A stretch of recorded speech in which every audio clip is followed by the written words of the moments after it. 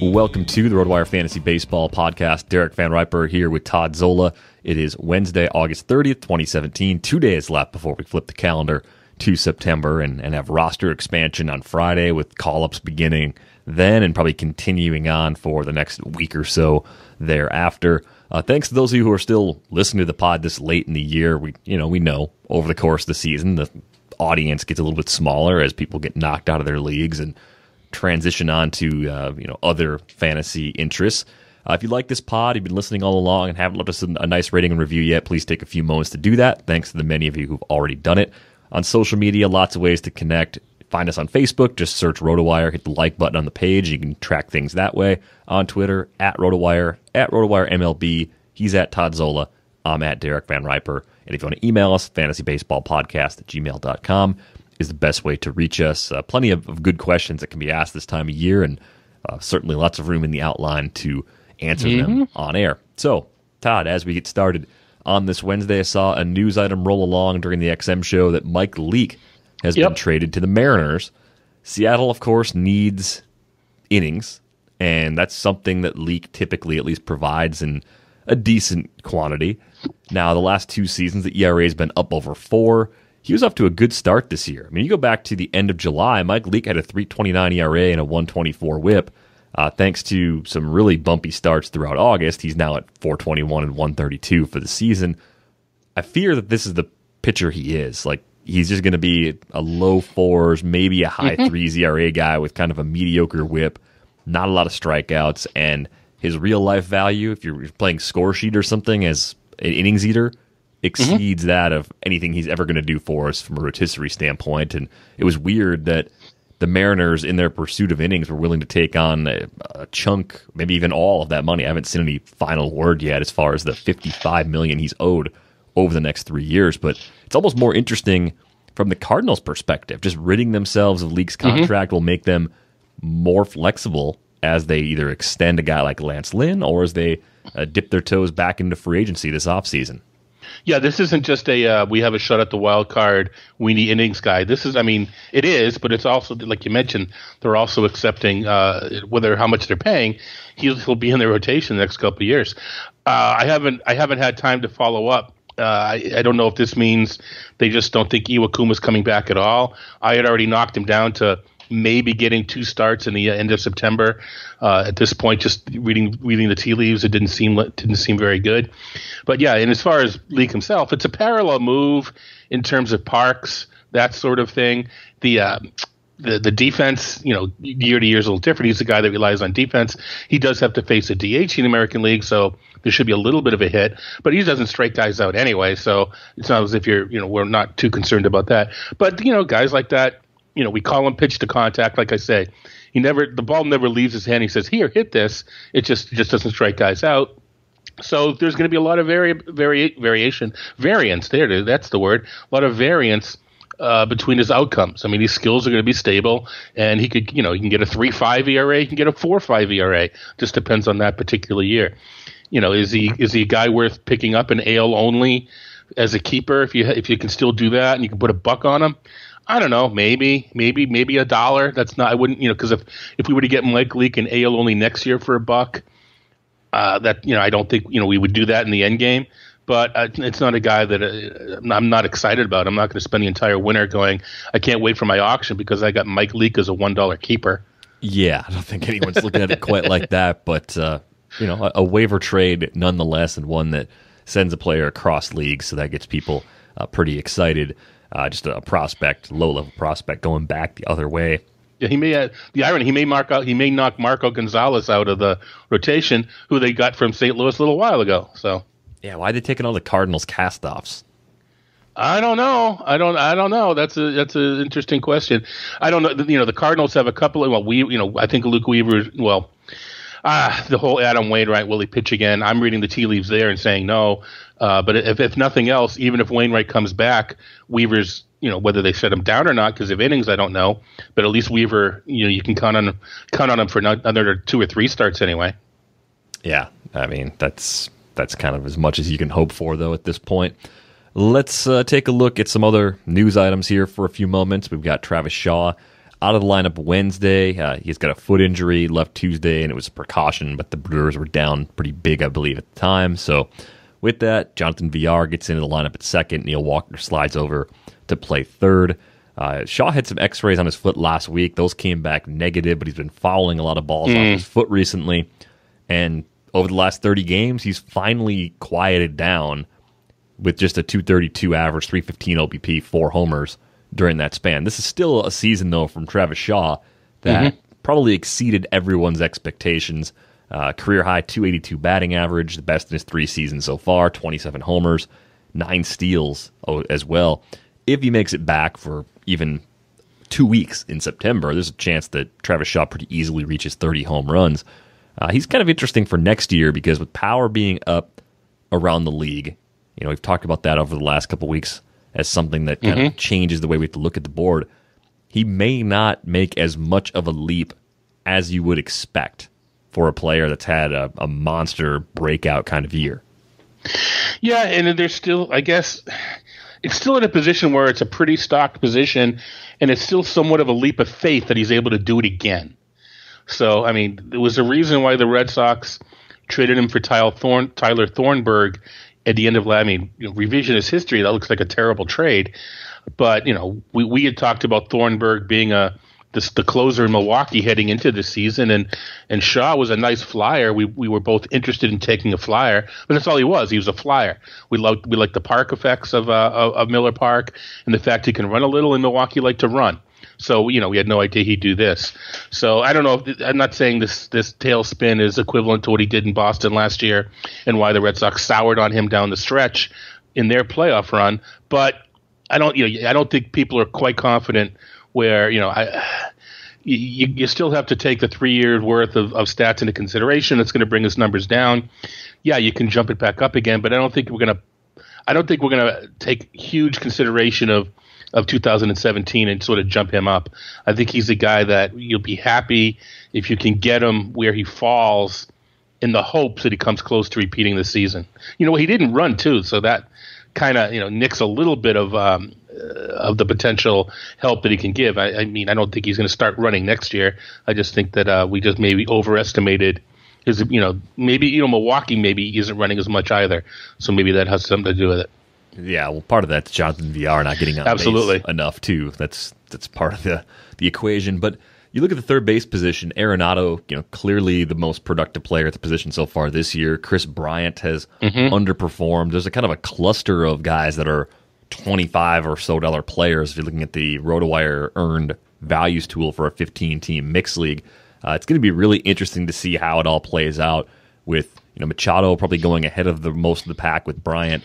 And then the Rendon, Jose Ramirez, Shaw, Moustakas, Lamb, those types of players. I think Miguel Sano fits into that group too. All those guys are going to be available throughout the top 100 or 125 picks. I mean, that's going to be, as you said, a pretty deep position. And there's plenty of other guys that are interesting too that are falling even more than that. Yeah, Rafael Devers. Who knows? Where does Devers go if he has a strong 4 weeks? Yeah, Bregman with his second half has kind of flashed something here. Yeah, Bregman also has shortstop eligibility, right? Because he's played so much for Correa. But still, you're right. I mean, he has to be considered. Yeah, you get a guy like Donaldson who's kind of waking up now and maybe pushing his way back towards the first round. I think there's a chance that Donaldson's available mid to late round 2. I still think that's possible.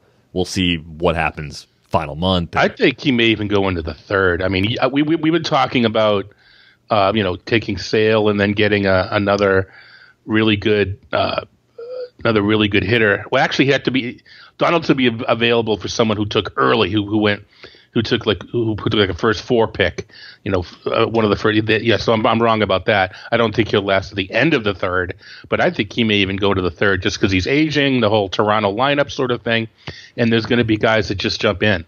If we talk about all these guys that jump into the top 2 rounds, someone's going to be pushed out. Yeah, naturally. And then that doesn't even mention the other third basemen that have been really exceeding expectations. Eugenio Suarez has been a $20 player so far this year.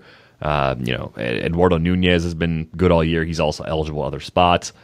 Some disappointing players like Matt Carpenter and Kyle Seager. I mean, there's certainly some bounce back potential there. We've got a mailbag question about Franco that we'll get to Actually, might as well just get to it now. I mean, it's a great question. This is from C. Dunny on Twitter. He says, what happened to Maikel Franco this year? The walk percentage is up.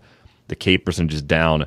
The pull rate and the infield fly ball percentage is down, and yet he's been awful all season with a WRC plus of 70, which, I mean, like there was a lot to like about Franco coming into the season.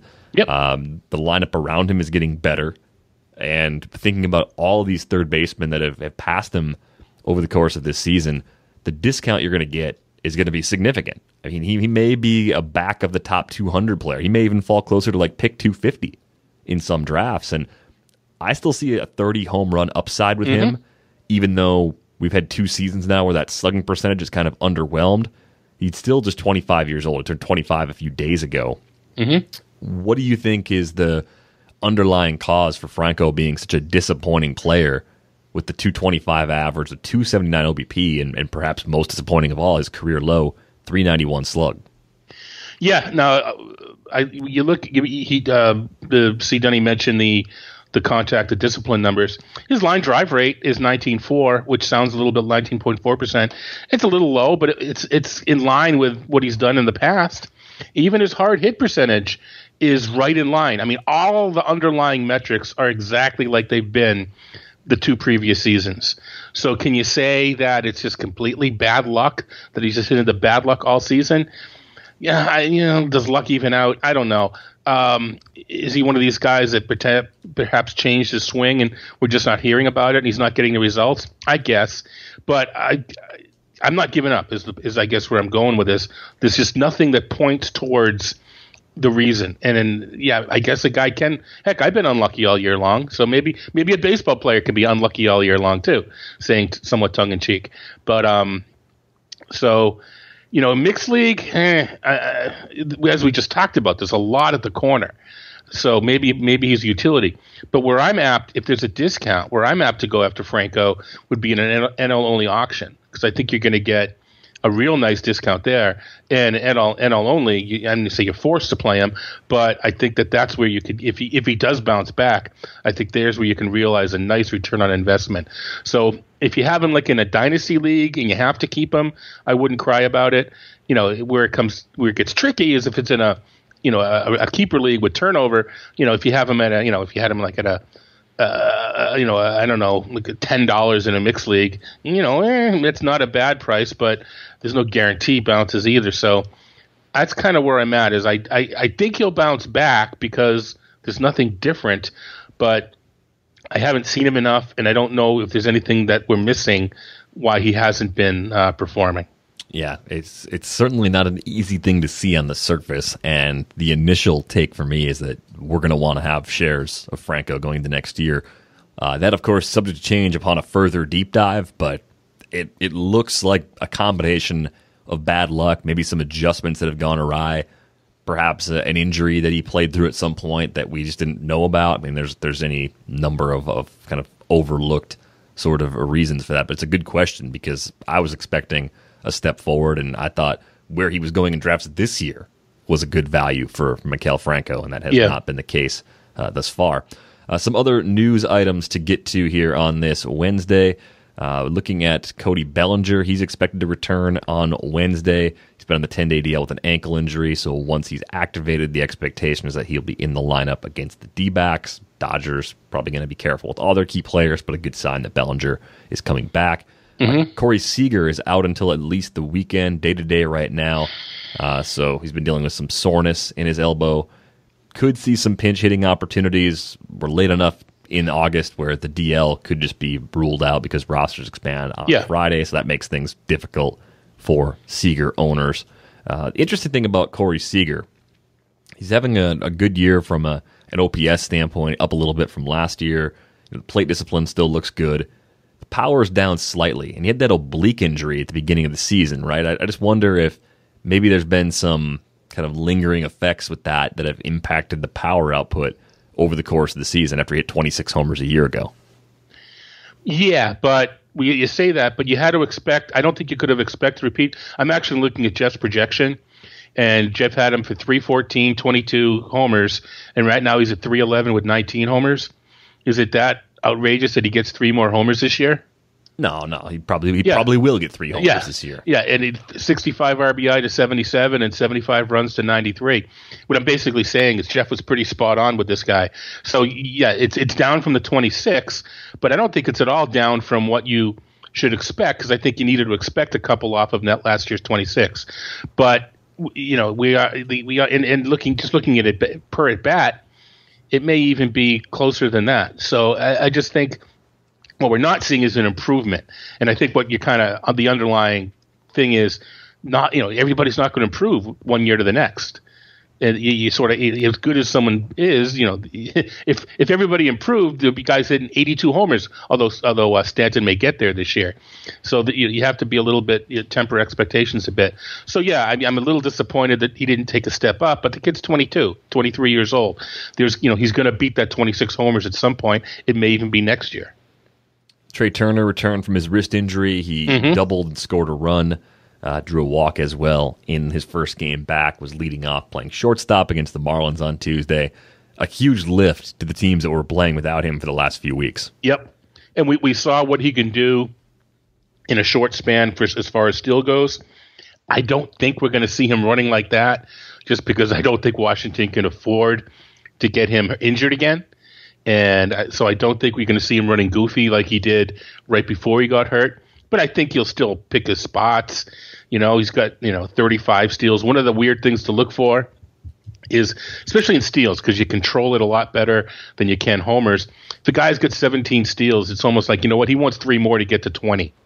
I wouldn't be surprised if Turner didn't want 5 more to get to 40. Just because that's some of these guys need self-motivation or whatever it might be. So plus it looks better when you go for a contract. So I'd be surprised if he didn't get 5 more. I don't think we're going to see the same rate that he was running right before he got hurt. Yeah, I would agree. It's going to be a little more patience, I guess, as far as taking those shots in the running game, even if he's going to get to that plateau.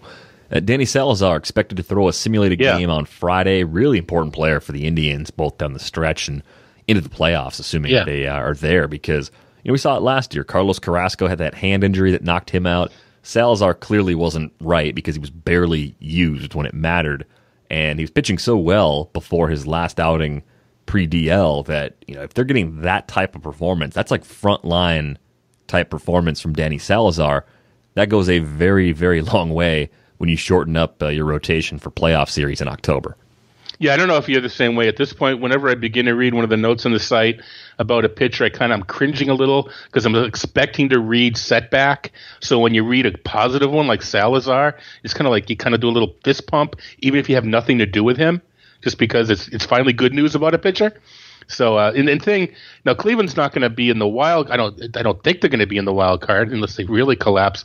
But it's real nice when actually, you know what? They're not going to face the wild card team. It'll be Houston or Boston. So I was going to say it's kind of the rich get richer. Whoever out of Houston and Boston has to face the wild card winner, that team is without their starter, so they even have a further advantage on their on the pitching matchups. But Salazar's still important. I mean, listen, what Cleveland did last year was an anomaly as far as getting as far as they did without their pitchers. You can't expect that again.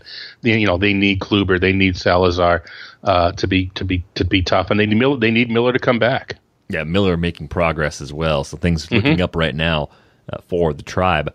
Alex Wood, I should have mentioned him with the other Dodgers, will come off the DL to start Sunday in San Diego. Had a cortisone shot. That seems to have helped the sternum joint inflammation that's been a problem for Alex Wood on multiple occasions. Miguel Sano dealing with shin splints, really a stress reaction, I think, is the proper diagnosis. He still has not resumed baseball activities. Certainly a big blow for those who need the power in their lineups and for the Twins as they try to hang on and push for a spot as we move into September. Brandon Belt may not return this season. He has been really struggling with concussion symptoms. But Belt's one of those players that actually has a more extensive concussion history than you realize because they go back to his time in college and I think maybe even high school too. He's had diagnosed concussions. So it looks like a more serious problem for Belt than for a player who suffered his first one. And I'm not trying to understate the significance of a mild traumatic brain injury, but for Brandon Belt, there's a lengthy history there that's factoring into his lack of progress thus far. Right, and we think plays first base. That's actually a spot where we've seen a lot of first base. Whether it's colliding with a runner, or sweeping a tag, we've seen some collisions at first base where you may even be a little more susceptible to that sort of thing. With Joe Mauer. Well, Mauer was from catching, but Nick Osaski. We've had some other first basemen that have had an issue with concussion and that sort of thing at that spot. So you really can't even say, well, plays first base. I think you're probably more susceptible to that sort of thing. And as we know, the Giants aren't going anywhere. It gives them a chance to look at Ryder Jones a little bit more, along with some of along with Pablo. It lets them have Jones and Sandoval in the lineup at the same time. How about that? But yeah, there's no reason to rust Belt back. I'm not sure what his contract. He's probably still. I think he's probably still in his arbitration years. So it maybe hurts a little bit, but not a ton. But I think that I think they're going to play it safe. Yeah, almost certainly. The Yankees have Aaron Judge sitting again Wednesday, first game of a doubleheader against the Indians. He didn't play Tuesday. I thought I saw a report roll by on Twitter earlier that they were thinking about a shoulder injection for him. Judge is really cooled off in the second half. It's not because of the home run derby. Don't even go down that road, people out there. Like don't assume this is because of that. I mean, could he have hurt himself while playing in the home run derby? Sure, because he took an abnormal number of swings in a smaller window. But I'm not going to tie those two things together. Well, let me just put it this way: I haven't done well in DFS since I watched the home run derby. So I mean, maybe it's a coincidence. But I don't usually watch. We were in Vegas. We watched it. Watched it in one of the sports bars. I don't usually watch it. I watched it this year, and I've other than Tout Daily, I've been doing. I haven't done well in DFS. So I'm not so sure about that. Well, that's Miguel Sano hurt his shins trying to get out of the way of Fernando Tatis's terrible home run derby pitches. So real quick before I forget, blame it on the derby. Yeah, absolutely. Real quick back to Belt. I should remember this because I remembered at the time. He signed one of those contracts where it takes him through his arbitration years. So he signed through 2021. So that's even more of a reason for the Giants to play it safe because they've got they've invested in the guy. Yeah, big money contract for Brandon Belt with that extension. But as Judge goes, I mean, he's shown us enough where when he's out there, you probably keep putting him in your lineup, and it's just frustrating because you don't know for sure. Like, you just don't know what exactly you're going to get. He said as of like 2 hours ago, this according to Brian Hoke of MLB.com, that he has not had a cortisone shot or an MRI yet, just ice so far, but the shot has been discussed. So, yeah, cortisone shot may be on the way. You got to have something bothering you, causing that symptom, causing that pain to need a cortisone shot. So I kind of wonder what the underlying problem really is for Aaron Judge. Yeah, and it's cortisone, as it even it takes care of the problem. There's still a recovery from the shot itself that takes a day or two. So the doubleheader going on, they want to play him in one of the games. It doesn't look. We'll just have to play that one by ear. I think it's from an analysis point of view. It's potentially taking away a month's worth of can he make another adjustment to what's going on to know how to better place him for next season. I think it's kind of, the one point he was being talked about as a top 5 pick next year. So now, my question is he even a first round pick next year? We may be losing a good portion of September to see if he can bounce back and make an adjustment. So it's going to be interesting. Yeah, that's going to be a really big question to answer over the final month of the season, and then as we kind of start prepping for 2018 as far as just how early people are going to be willing to draft Aaron Judge. Mike Trout has been down with neck stiffness. It's amazing that the best player in baseball can miss a few days, and it's not like the number one thing that everyone's talking about nonstop. He's expected to return today, Wednesday, against the A's. He's already missed 2 games with this ailment, but they do have an off day Thursday. The catch is that the Angels are still pushing for a wild card spot, and if he's healthy enough to play, you want to play him. But the temptation to give him another day off with a rest day Thursday, get him back Friday, hopefully make this a non-issue, that is certainly on the table right now. Anytime Trout sits, it's basically a combo of Maben and Revere playing together in the Halos outfield, and not ideal to have Revere in there as a regular, especially when it's a drop-off from Trout, but it's what most teams have to deal with, is having a real fourth outfielder. And Ben Revere has quietly been a bit better, especially in the second half, but the last 30 games, hitting .324, 9 for 11 as a base stealer, up to 20 bags in the season. It happened a lot later than I expected. Ben Revere is finally delivering the very cheap speed that I thought he'd bring to the table. I was expecting a pretty nice bounce back for him in Anaheim, and the final numbers aren't going to fully reflect it, but I may fall into the Ben Revere cheap speed trap again next year. Yeah, it's just a matter of how many of those 20 steals or whatever he's going to have, 25 steals, are on people's active lineups, just because they're so hard to judge, so hard to time, and are you able to make up the lost power? That's the other part of the equation. But yeah, the thing with Trout, I alluded to DFS before, is unfortunately you like to get a late guy in your lineup because a lot of people are scared to do that, and Trout was perfect because he was going to play. But now you can't necessarily do that because we're not sure if he's going to play. So you kind of can't get the it's weird to use a Trout as a contrarian option, but it's really not contrarian at that point. It's just more to try to scare people off of not being around for a late switch. But I got burned on that earlier in the week. So you can't just lock him in. Looking at his numbers, his runs and RBIs are just way down. It's obviously reflected in the time that is lost. But I think I think it's also a little bit, the team itself. So, there's going to be an argument next year that maybe someone else should be number one. I don't know. I still think Trout's number one. It's still going to be very difficult if you actually have to make that call to not take Mike Trout in that spot. Yeah. But it'll be a fun debate, most likely. More fun than most debates, anyway. Yeah. A lot of sports debates are pretty stupid. Let's move on to some other topics here. Tyler Flowers hits the 10-day DL with a left wrist contusion. He's going to Atlanta for further tests. If you're making an all undervalued or underappreciated rotisserie team this year, Tyler Flowers probably gets one of the catcher spots because he's been good. He's been real good and working in tandem with Kurt Suzuki, who's also flashed some actual value that we weren't expecting. So I'm looking at Flowers as a guy that if he lands in a situation next year where he can play a little bit more, he might actually be the guy that I'm seeking out as my second catcher that no one seems to be excited about. Yeah, it's praise Jeff Erickson Day. He was pretty much spot on with Flowers, except the average is a little higher. Yeah, Jeff had him 12 homers. He's got 11. Jeff had him for a combined 84 runs and RBIs. He's got 82. So Jeff had him 254. He's hitting 279. The average is sort of the somewhat of a surprise, but that fluctuates. So I think you can't pay for the average, but I don't know that anybody would have.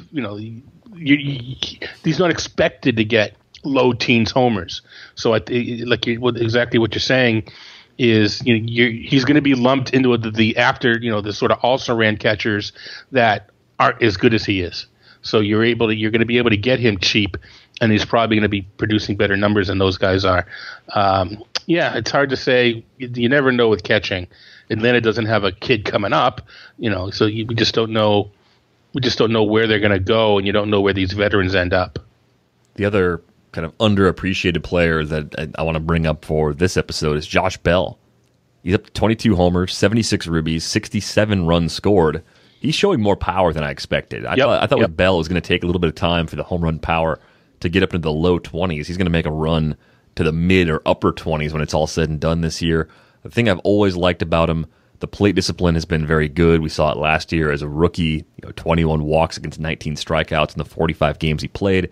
This year, he's got that K rate down at 17.6%. He's still drawing a double-digit walk rate, but the fact that he switched hits, I think, is pretty nice, and he's still doing a lot of his damage against righties from the left side, which makes sense because PNC is an easier park for lefties to hit in than it is for righties. So he actually fits that park a little bit better than you might think at a glance.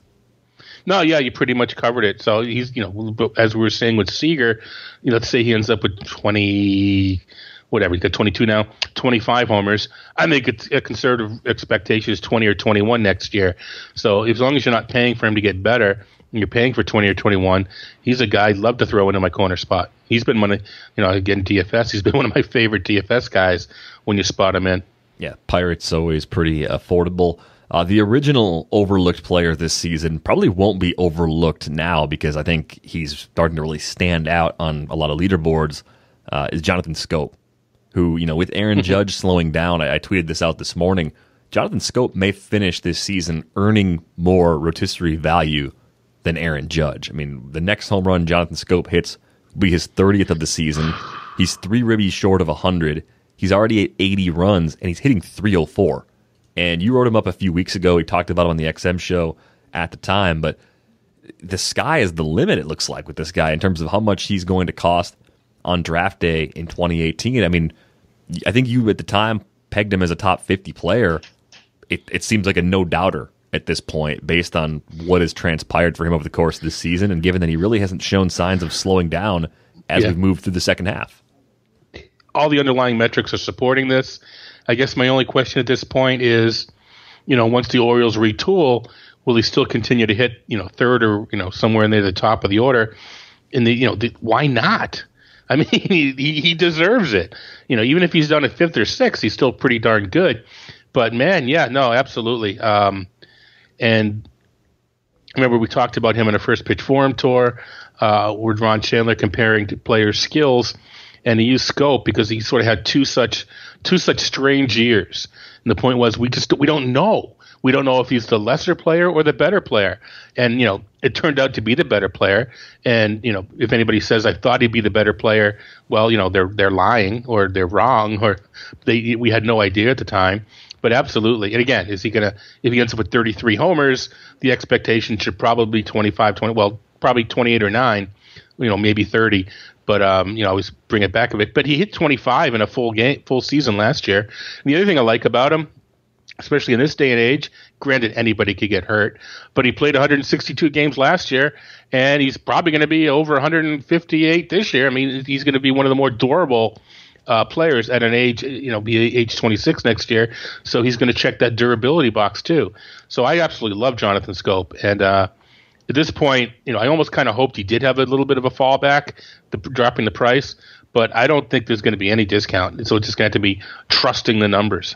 Yeah, it's going to be a big jump for Scope. He had 2 days off on the 6th and 7th of May. I don't know if there was a minor injury or what it was at the time.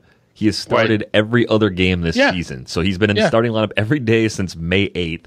And Scope has hit third in the batting order every single game for the Orioles since June 24th.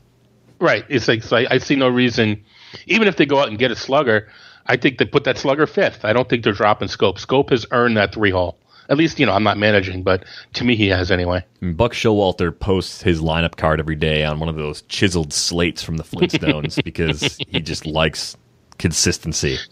He likes just doing the same thing over and over. If Tim Beckham ends up being, just a solid regular for them next year, you have Beckham, Machado, and Scope as the 3 primary infielders. It's a nice little combination to have of guys that can do a lot of damage power-wise around the infield. Chris Davis still there, of course. Adam Jones, Trey Mancini. The top 6, yet again, looks strong. And you'll have some combination of those catchers, too, where it's like Caleb Joseph. I think Wellington Castillo signed a 2-year deal when he signed. Yep. And then Mark Trumbo on his long-term deal also in the fold. If they could just find some pitching, the Orioles could be scary again in the AL East, and Scope's a big part of the reason why. Remember when Machado was hitting like 210 halfway through the season? And that one was one where I think if you looked at StatCast and all the numbers, absolutely. We talked about the exit velocity. Yeah. Didn't he have the highest percentage of balls hit at 95 plus miles per hour? Oh, yeah. 210? Yeah, the most number of outs over 100. Well, the point being, he's at 268 now. And if he ends the season at 268 and you expect around 290 or so, you know what? That's within variation of batting average. So, I mean, it's the point being, the guy's just been on fire the second half. Everything's falling in. So, I mean, he's hit, the last 30 games, he's at 356. Wow. So, it's just, sometimes the numbers actually come true, or, it's not just a shot in the dark. So like you're saying, we weren't geniuses, brainiacs for figuring that out, but it's nice. You look at Castellanos, and it hasn't come to fruition. So it doesn't always work, but you still want to give yourself a chance. The reminder on Castellanos and the Tigers is the hard hit information being a little off at Comerica, and how that's maybe led us to some conclusions that are purely false. And with Castellanos, the thing that I'm still a little hung up on is that, in 2016 he kind of flashed this next level. I thought that was him reaching his ceiling. So I'm a little surprised, even if the hard hit rates are off right now, that he wasn't able to come closer to what he was doing a year ago before he got hurt. The home run total is there. He's matched it already. 18 homers, probably get 20 for the first time in his career, but he's just not quite the player I expected him to be from a slash line standpoint. What's weird is he passed through waivers. Listen, everybody gets put on waivers. But if you're going to take a shot on somebody, I'm just a little surprised that some team didn't claim him. That's weird. He's not even in like the final year of arbitration yet either. Like he did one more year after 2018, I think. He's controlled through 2019. Why didn't some team in need of a third baseman take that chance? I don't know. Is there something that we don't know? I don't know. That's just weird. Again, the fact he passed through waivers isn't the thing. To me, the fact that no one claimed him. And I don't think he was claimed and pulled back either. I'm actually really surprised that a team like Atlanta didn't claim him, because you run Albies and Swanson up the middle. Brandon Phillips isn't part of your long-term future. You solve third base potentially with Castellanos. They're always so aggressive with former top prospects from other organizations. That seemed like kind of an optimal sort of fit. Yeah, they got Adonis Garcia and Rio Ruiz. I don't think either of those are, they're not so good that you can't take a shot at a Castellanos. Right. Or if you're the Royals, take a shot because if Moustakas leaves as a free agent, there's your third baseman next year. And it's weird that Detroit doesn't have a third baseman coming up. I don't think any. Well, no, they got the Candelaria, right? They could trade for Heimer. Yeah, so they maybe they're trying to create an organic opening to give him a look. It's just weird that maybe there is something we don't know. I don't know. Pirates maybe could have done it. There's plenty of teams. The Padres could have probably justified it. Lots of teams had enough of a question mark at third base where Castellanos on waivers would have made sense for them. But you're right. Maybe there's something we just don't know that's factoring into their decision. I mentioned before we got a lot of great Twitter questions today and mailbag questions, so let's get to some of those. Jason from Ottawa writes in that he has been able to stock up on closers because of the standings and having Bellinger and Turner currently in his IR spots. With both coming back, he has to drop two of these players. Brad Hand, Brad Ziegler, Zach Britton, Jake McGee, and Parker are the options there. So when he says closers, it's in quotes. Right. It's in quotes because Jake McGee, not really a closer, right? Like he's had saves. Greg Holland is still supposed to be the guy, and he's had some issues, but do you trust McGee to keep getting saves, or do you look at it really where it's more like the first three to me kind of jump out as the best of the bunch? Like the Anaheim situation, Tim and I touched on this yesterday. You look at Blake Parker, and he's had a great year, but do you really like him to run away with the job, or do you and I liked Cam Bedrosian as the long-term solution? The two saves he's gotten lately they're still not using Bedrosian in back-to-backs. So the two saves they got he's received were a day after Bedrosian pitched. And I think the note there is they've been going to several people. Parker's now the definite 1A or 2, whichever way you want to look at it, which is good.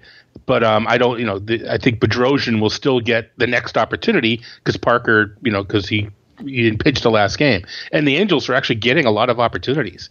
So the other, I mentioned waivers. Ziegler was put on waivers too. I'm not as surprised that he didn't, get claimed, whatever. But so that's the thing. I guess, Hand and Britton are the guy, are two. Then I guess it depends on your third. If it's a guy that you're just putting in, and going, seven starters, 2 relievers, and that the third guy is someone that you're just kind of, using when you don't like the matchup, then I guess I like Parker more just because of the ratios and the strikeouts. But if you're chasing saves, then I guess I like Ziegler more because he's more likely to get another couple of saves. Yeah, I think that's a measured answer, right? The guy that's saving more games is the better way to go. If you're chasing the saves, if you're just trying to get the balance, then Parker over Ziegler probably does make sense because the Marlins aren't going to generate a ton more save chances than the Angels. No. So even if Parker's chopping them, those ratios might be just good enough to chopping. I like that. Chopping. That's a great way to put it. Yeah, I don't know. I spend time with people that play poker. And you and I are in the room, but we're not playing, and they're chopping stuff all the time. or not chopping, depending. I'm always a chop guy at the finals, though. Like, I'm shocked if I'm there when I play, and I'm more likely to screw up the end game than to dominate it. So I'm pro chop in the end of a poker tourney. It's a good question, though. Thanks for reaching out, Jason. Next question comes from CA Poke on Twitter.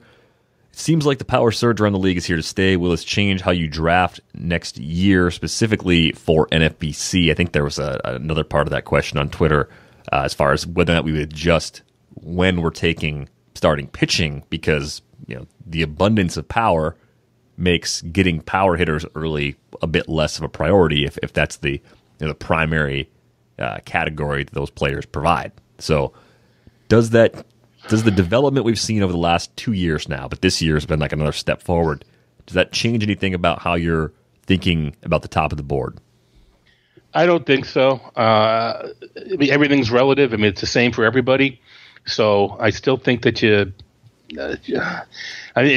the pitching, that matters. Is when do you want to get that pitcher is going to sort of dictate everything else, and then it's just sort of taking the better players and balancing categories.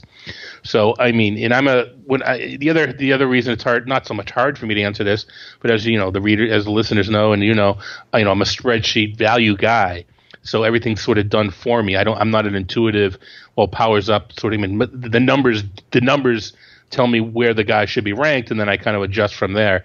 So it's all built in. There's a lot of error as far as what the actual numbers are. But the point is, doing it by the spreadsheet, it's kind of, I see where they rank, and then I make my decision. Do I jump this guy up? How do I approach? So I really can't set my strategy until I actually see where I feel anyway, where the players are going to be ranked. And then I find out how the market ranks them and kind of go from there.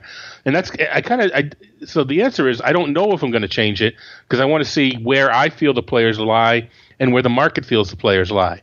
And then I will know if I'm going to be changing things. Because one of the mistakes I made this year, and we'll probably talk more about that sort of thing closer, February and March next year, was I was just so reliant on my ability to nail the back end pitching. In this year, sometimes I can do it, but the years you can't, you suffer. And I had did not do it very well this year. So, as a matter of fact, I think I've just read a quick note. I think one of the guys I relied on was Eichhoff, and I believe he's already getting hit on in one of the doubleheaders today. So, a bad season gets worse. So now, I'm not taking Sale, I'm not taking Scherzer, I'm not taking, Kershaw, whatever. Do I have to adjust that and maybe consider taking one of these guys the end of the first, early second? To me, it's not so much because of the power as it is because of assembling my pitching staff. So you know what, circle back with us next February and March and ask the question, now that you've seen 3 months of drafting and mocks and whatnot, are you adjusting your strategy? Yeah, I mean, my plan going in is to be a little more aggressive with starting pitching early again. Even though the league where I did it, it's not the reason why I'm doing well. But the reason is that I still think the early look at the second tier pitching reminds me a lot of what we saw on the draft board coming into this year, where you have a lot of questions, a lot of players you don't feel great about. I think to get a fantasy SP2 in the top 50, top 60, if you go ace first and try to back them up right away, that's not as viable as it used to be. So I think getting one of the higher end pitchers, a top 5 pitcher, as opposed to just like a top 8 or top 10, that's more of a priority. Someone from the Kershaw, Sale, Scherzer, that group. Kluber, Bumgarner, yeah. Right, Kluber and Bumgarner in there now. One of those top 5, I think, will be a priority for me more this year than maybe any year in the last several, or maybe any year ever. But will it flip the entire board upside down? Probably not. I mean, we'll see, like you said, what's happening as the drafts start up again. I want to see a lot of drafts in October and November. I know we won't get many of them, but I want to look at those boards, very closely. Interesting too, as we kind of quantify CA Polk's question, 1.27 home runs per team per game right now in 2017. That is the highest per game total we have ever seen in baseball. Like we've never been that high before. And you know what else? And I've actually been. I mean, you probably, I've talked about it with you, so you could hopefully back me up on this. But it's now coming to light a lot more. I've seen our friend Joe Sheehan tweet about it. I've been talking for half the season how it's not just home runs are up, but runs sort of weren't up as much. I mean, it was kind of off proportional. The point being, the percentage of runs scored on a home run is up. So the point I'm getting as far as fantasy goes, and this can speak towards the question, I may not be changing my approach other than I want to focus my power hitters on offenses that I think are going to be good. And I know you're saying whatever, but that's just the point being it's going to, relatively speaking, you get more runs and RBIs that way, just because that's how runs are being scored now. So you sort of you don't talk about runs and RBIs, but by focusing on home run hitters on top 10 or 12 or 15 offenses, in theory anyway, the runs and RBI should piggyback. Sometimes you just look at a guy that's going to hit 21 homers, Hunter Renfroe or whatever, I don't know, something like that, and you value them the same as a guy that's going to do it on a better offense, but in they're really not, because you're going to get the runs and RBIs too. So if I do anything, I may spend more time, thinking about home power hitters on good teams. Right. So I think what you're kind of getting at, if I'm understanding this correctly, from a player stat line standpoint, is that you have, with more guys hitting 20 homers than pretty much ever before, you have to look a little more closely at what's coming with it. Are they also scoring a ton of runs and driving in a ton of runs, or are they just hitting a lot of solo home runs? I think Jed Jerko had a funny season like that last year, right, where the home runs went way up, but the run production itself was pretty disappointing. There are probably more Jed Jerko-like players in the pool right now than ever before, and because those are the replacement level players, the separation is going to be finding the guys that they don't just hit 20 homers, but they drive in 90, or they score 90, or they do both. And I think those are the two columns that are going to be more important as we look at projections and kind of figure out what we're going to do with those earlier picks when we're addressing power. Yeah, and I talked about Trout before. Maybe this is a knock against him because the Angels aren't going to be scoring as many runs. Although we don't know what their team will look like next season. Although I can't see them going out and making a ton of moves. But yeah, though that's kind of where it's at. Run scoring is up. It's just not up at the same pace or as much as you would think based upon the added homers. And part of that has to do with strikeouts being up too. If you're striking out, you're not obviously not getting on base. So it has a lot to do with that as well. But it is going to be interesting. I mean, you can't treat each season in a vacuum, but yet I don't think you can get too cute either. I think you just have to be aware of what's going on. But I don't think you can be a genius and try to. This is the strategy to take care of this season's inventory. I mean, I think you just it still comes down to picking players that are good at baseball. Right, that's still the core. But here's the thing: I just ran the play index, and I was looking for it, and I just came up with these numbers kind of on the fly. Right. But I think this is a way of describing the players from a statistical standpoint. Like Jerko, like looking at the expansion era, which started in 1961 through this season, I set it for number of seasons where a player hit 20 or more home runs, but drove in fewer than 70 or 70 exactly, and scored 70 or less. So there were 27 players last year that did that. 20 plus homers, 70 or less in the RBI and runs scored category. 27 players did that last year. Previously, there was no season in which there were more than 16 players who met that criteria. That only happened one time in 2013, and the next closest seasons after that were all 10. So, this started last year. Right now we're at 30, with players still having a month to go. Some guys are going to pass 70 ribbies and 70 runs. More players might creep into the group, though. So we're in a position where these last two seasons are major outliers compared to seasons past. We're like several standard deviations away from the norm with respect to where runs and ribbies are coming from some power hitters. Yeah, and I don't see the trend changing as far as high power, low high strikeouts. So I think that it's the current way that things are going to be. So this is something I think we need to spend a lot of time looking at spreadsheets to come up with a definitive answer. But it is going to be important next season going in how to handle this sort of thing. And Jed Jerko was part of that search. So I off the top of my head, threw a line out there that made sense for him.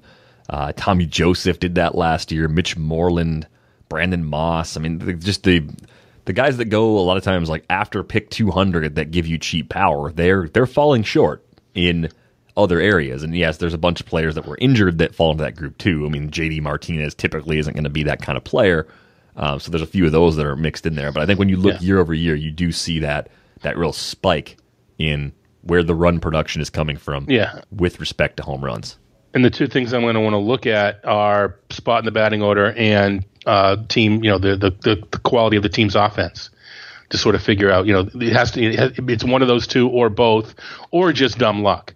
But when once you're talking about enough of those players that are doing that, I think you're beyond the dumb luck point and can and they can point your finger at a way to filter the draft pool to at least not focus on these players. Yeah, this is going to be a fun off season once we get there to really dissect some different ways to go at it. But I think lineup position, I've pointed this out back during draft season. I pay attention a lot more to it now because of DFS, and that's helped me from a season long perspective because guys that hit 6th or 7th that provide a lot of power. To me, I would kind of not notice in some cases, and that clearly matters a lot more than I'd realized. Let's talk about some other questions we got here. We got one from Matt. He says, "Would love to hear our thoughts on Luke Weaver for the rest of the season and in 2018." We talked about Weaver when he first came up. I like Weaver quite a bit because there's good strikeout stuff in that arsenal. Matt suggests that Weaver starts in 2018, that Alex Reyes goes to the pen. I think they both start. I think now that Leak's gone, especially, that opens up a spot. So any doubts about there not being enough spots for both Weaver and Reyes, those concerns have pretty much been erased by that Mike Leake trade. Yes, no, I agree long term. But don't the Cardinals sort of have a history of working TGS guys back in the pen and then starting them? They did that with a couple guys. So I think that long term, Reyes is, obviously a starter, but it wouldn't shock me if he started out in the pen. At least that's my recollection that they like to do that. Yeah, I think talent-wise, though, they're still going to want to make him a starter for the bulk of next season, even if the April and May plan is to bring him along slowly, use him for an inning here and there in relief, and then bump it up to 2, and then by June, either you option him down or you just stretch him out in a bullpen game, and then he's a starter from there on out. But I think Weaver looks like a really solid, number 3 starter with strikeout upside to me. He looks like a really nice player for both the Cardinals and for fantasy owners looking ahead to next year. And I think the innings count will be low enough this year in the big leagues where the price probably won't be ridiculous either at the draft table. It's going to be ridiculous at the NFBC table just because they love the strikeouts and love the kids. But I think in general, who knows what the guy does down the stretch, too, because he certainly looked real good the past couple of weeks. Back-to-back 10K performances. He's carved at the Brewers twice now, 18 strikeouts in his 2 starts against Milwaukee this season, both times at Miller Park, too, which makes it a bit more impressive than doing that at Busch Stadium, given that the park factors involved. Having said that, though, as you know, the Brewers lead the league in strikeouts from both sides of the plate.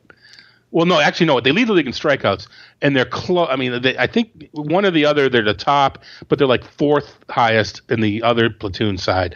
So, it's you don't have to worry about. Oh, wait, do they strike out against righties or lefties? They strike out against everybody. Yeah, well, keep in mind, this is This is a pitcher, Luke Weaver, that I expect to be more of like an 8.5 Ks per 9 guy as opposed to like 10 plus or something ridiculous. So the Padres, Brewers twice, that sets up nicely to take a guy that gets strikeouts anyway and then now give him more. But yeah, if Weaver's going, I don't know, pick 150 range, like that's very fair. He may go earlier than that depending on what happens here on out, but I like him looking at it next year nonetheless. Donovan writes in, as of today, who do you feel will be the best value pitching picks to target next year? And again, with all the conversations we've had to this point, looking at 2018, it's with the caveat things can change in a month. Guys get hurt, guys pitch well, guys pitch poorly, and that opens up new players that we're not thinking about in that role right now. But who's kind of struggled this year or impressed you under the radar? Like Jose Urena is a pitcher you talked about. You think you'll have too many shares of him based on what you've seen so far this year? Is there anybody else kind of pushed their way into the Urena bucket? If Donovan's listening, can he give us till Friday? That's something, I don't want to, unfortunately, I'm not working with my regular computer here, so I can't pull up the file real quick and look. But if we can put that one up till Friday, I will come up. And the reason I groaned wasn't the question. It's the word value, best value. I'm an anti-value. I don't like the word value, but I know what he means by it. So everybody uses it. But anyway, Urena would be one. If he could give us a mulligan till Friday, I promise I shall have a more concrete list by then. All right, we'll circle back on that question Friday because it is fair. It gives us more time to explore it in detail. And I know, with your computer situation, that is not a great situation you were dealing with at the moment. There's also a question about the score sheet postseason. We're going to save that for Friday as well because I may have to consult with some score sheet experts. I am not one. Todd, do you consider yourself to be a score sheet expert? I am not an expert by any means. I am a score sheet player. I am a score sheet fan. I am currently 2 games out of first place in my division, but I am 15 games below 500. Matter of fact, again, praise Jeff Erickson Day. His division, like the last place team's like 10 games over. It's just such a weird year. So I could answer. We'll talk about it. I know enough about score sheet to answer, but we should probably throw a feeler out to a couple of our friends that have had more playoff experience. But it is a great format. But the weird thing is too, and I think this is where the question's going, is you kind of have to have your lineups in for the playoffs, and you don't change them. That they are what they are, and the last September is the playoffs for score sheet. So it's somewhat time sensitive, but I think we can put it up till Friday. Yeah, I think we can get that in Friday afternoon, and everything will be okay. So lineup should go Monday. I believe the lineups for the playoffs start Monday. Yes. So again, we'll try to get a score sheet expert above our level if possible. If not, we'll still try to provide our best assistance with that too, because I know it's a niche game, but it's a fun niche game, and I recommend checking it out for 2018 if you haven't been playing. I've missed it for the last couple of years. I'm going to try to get back into it for next season. Mm-hmm. That's going to wrap things up for this episode of the RotoWire Fantasy Baseball Podcast. You can find us on Twitter. He's at Todd Zola. I'm at Derek Van Riper. Email us your questions, fantasybaseballpodcast@gmail.com. We got room for a few more mailbag questions again on Friday. Thank you for listening. We're back Thursday with James and Clay on the Prospect Pod.